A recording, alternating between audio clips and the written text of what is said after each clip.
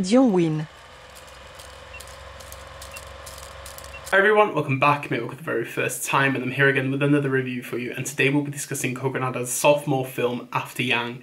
After the groundbreaking debut that he had with Columbus, the world was ready for another Kogonada movie, and this actually debuted at Cannes Film Festival last year. Not much discussion after that, didn't play at any other festivals, but luckily I got to see it at Sundance, and we're here to talk about it. When his young daughter's beloved companion, an android named Yang, malfunctions, Jake searches for a way to repair him. In the process, Jake discovers the life that has been passing in front of him, reconnecting with his wife and daughter across a distance that he didn't know was there. After Yang is a poignantly meditative film that blew me away. It's beautiful cinema with possibly some of the most fundamentally important messages that we have about technology, about ourselves and the people around us.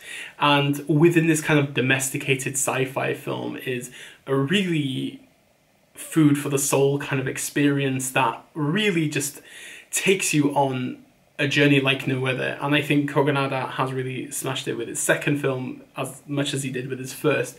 And I think within this one, it really kind of sets a familial dynamic from the beginning with a really rapturous opening that is so beautiful to look at and so uplifting.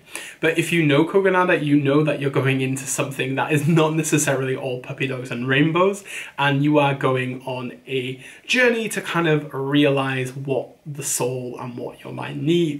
And I think considering the time that we have been living through with lockdowns and not seeing family, this is kind of a message to all of us how we have been over-reliant on technology.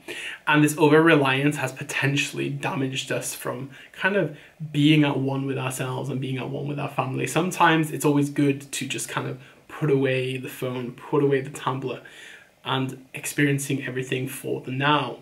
And I think you see this quite a lot if you go to a concert, if you go to a football game or whatever. People are always on their phones taking pictures.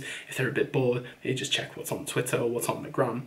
And I think Kogonada just asks you, what is the point of that? You are in a very special moment and you are kind of hindering it by just kind of gazing from a lens without using your actual eyes. And while Yang is not hated at all, Yang is loved within this family, and Yang is really that connection for Mika with her Chinese heritage. I found that side to be really uplifting and really kind of challenging also, because the idea that Jake and Kira have had to adopt, and not knowing much about Mika's upbringing and her heritage, this kind of idea of the allowing her to learn more about her people is beautiful, and it doesn't necessarily explore it that much, but it's really about Jake's journey and Jake kind of realizing why he's been kind of hiding away from his feelings, or why he has not been living in the now. Kogonada is very good at asking questions to his audience without being obvious.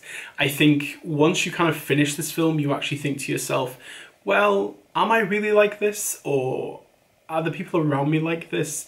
And that's what I love about Kogonada. He is a very spiritual filmmaker, and I think he's one of the better ones out there right now. And I think within kind of South Korean filmmakers, he really kind of grabs an idea and goes with it. This narrative flows so peacefully, and it's very kind of precious to look at. It's so clean and clear, but there is so much around you that is so engaging and nourishing. And I think the performances themselves are so expressionless within the dialogue, but there's so much expression in the body language of these characters. And you look at people like Colin Farrell and Jodie Turner-Smith, who kind of utilize their expression, their bodily expression, to kind of show you what they're necessarily feeling. And this kind of backwards and forwards we have through these videos of what has happened in the past is really kind of uplifting. And I love this like sci-fi aesthetic it has. It's very natural. It doesn't feel kind of like OTT when you think of like something like Starship Troopers or whatever like that. It's just, Kogonada makes everything feel so real and now.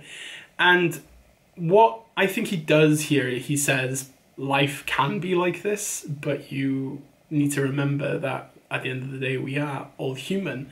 And I have to say, I love Justin H. Min as Yang. I think he gives so much into this performance with the time he has, and I think this kind of compelling sense of reliance of him is so vital, but also so loving.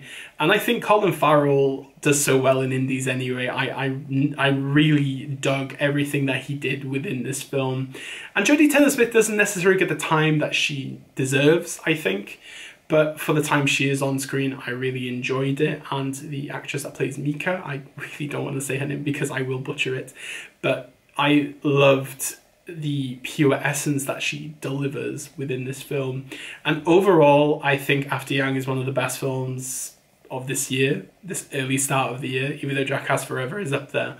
But regardless, I think After Yang will definitely be on my end of year list. I thoroughly found it so informative and affectionately beautiful and breathtaking cinema, and I really would recommend you to watch it when it's available, I think in March going into April, so check it out. So that was my review for After Yang. If you've actually seen the film, please let me know in the comment section below what you thought of it, and I will be back very, very soon with another Sundance Film Festival review for you. And I hope you're all doing well. Like, share, subscribe, do as you please, and I will see you soon. Bye bye.